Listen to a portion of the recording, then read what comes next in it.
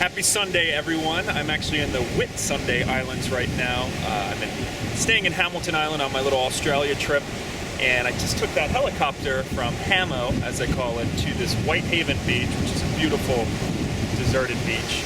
And what a better place to film some Sunday reader questions. So our first one today comes from Twitter from T. Gauthier, asking what is the best place to move Amex points if you're going to close your account, or if you just need to move them preemptively. So, of course, you never want to move Amex or Chase points or Starwood to partners until you absolutely need to, because the flexibility to choose partners is beautiful. However, if you're going to close down all your accounts and you don't want to keep open a card that will keep the points active, you do want to transfer them or use them, because you will lose your points in most transferable points programs if you close all eligible cards. So here's the deal. It really depends. Where you transfer depends what your use is. You know, do you want to fly across the Atlantic? Do you want to go short haul within the U.S.? I would say the main programs to look at are British Airways.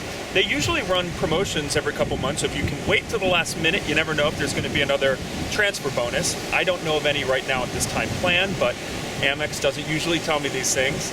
So I would say British Airways is great for short haul flights. It depends where you're based, but I also just booked Air Berlin and Aer Lingus flights this past year to go to Europe with very, very low fees.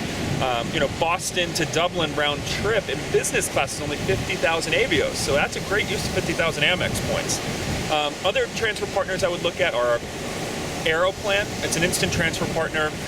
They just jacked up their rates on awards, but they're a Star Alliance member, and you might be able to get some good value there. ANA and Singapore are also Star Alliance transfer partners, so I would recommend just taking a look at each of those award charts for the flights that you want, and then choosing the best option. You may want to diversify and do a little bit to British Airways, a little bit to, Aeroplan or ANA. ANA is also distance-based, so it could work to your advantage, but there are some pretty big fuel surcharges on Aeroplan, on Singapore and ANA and British Airways, so make sure you understand where those landmines are. Otherwise, I don't really recommend liquidating for gift cards or statement credits, because you're going to get less than a cent per point, and the hotel transfers really aren't that great.